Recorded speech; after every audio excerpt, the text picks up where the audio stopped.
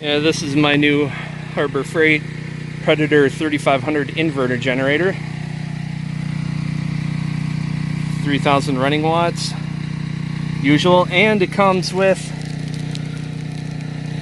this style RV adapter for that power socket to what I need for the RV end. Let's undo that. Oh, good, this is showing up. I'm in the shadow. Oh, there we go. That's the style of RV connector I have, and this will go into the outlet. But I have a easier one to plug and unplug. I got like a foot-long cord adapter that has these exact same connectors, so I'm going to use that instead. But this is very nice. This is like a $15 item that they tossed in, so good on Harbor Freight for that one. Okay, this is a pleasant surprise. It's got the little caps for shipping, so it won't short out on terminals, so that's very nice. If you're transporting it or something, you know, keep these, put these in the basic toolkit. It looks like the basic toolkit is pretty decent. I've seen videos on this. I forgot that they had like the little toolkit. This funnel is very nice. That's going to come in handy when filling the oil. So you can see from the axis that it doesn't tell you how deep it is. That filler hole looks like it's right there, but you need the full length of this funnel nearly to get the oil in there. I got the fresh gas in there. I got the 20 ounces of oil in. I got the battery hooked up. Turn it to past run to start.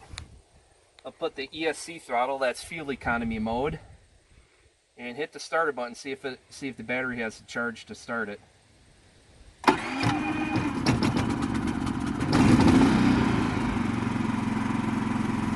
See how quiet that is?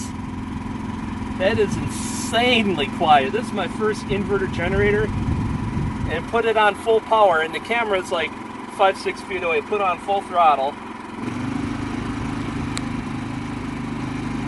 You could sleep next to this thing, literally just a couple feet away, and you're not going to know it. It's not going to bother you, especially if you're me, like a truck driver. You use that sound. This thing is insanely quiet. So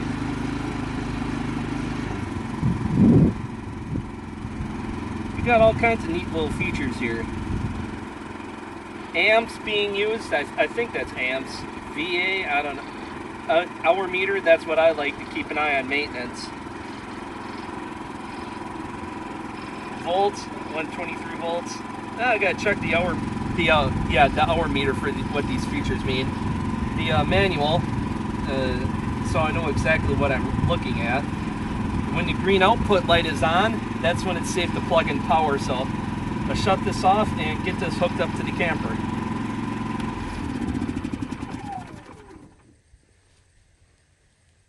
Cut it. And for the really neat feature, I think this is, I haven't heard of this on any videos I've seen. Well, it's nice. Oh, that's a nice feature, fuel level, so you don't overfill it.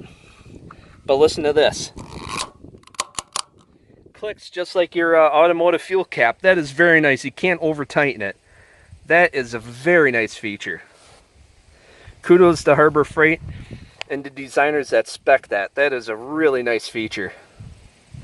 What would make this handy is I figured out quickly a solution for a carrying handle. You could use an old leather belt to just keep one in where you could loop it around and have a handhold or a leather strap to make this easier to pull around. You can make your own pull strap easy enough, but it'd be nice if they included one with it.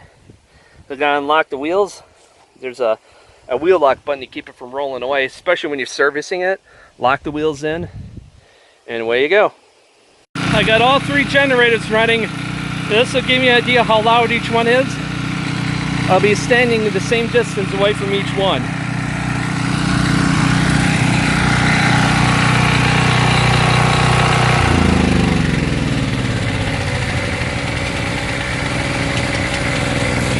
This one seems pretty quiet in comparison.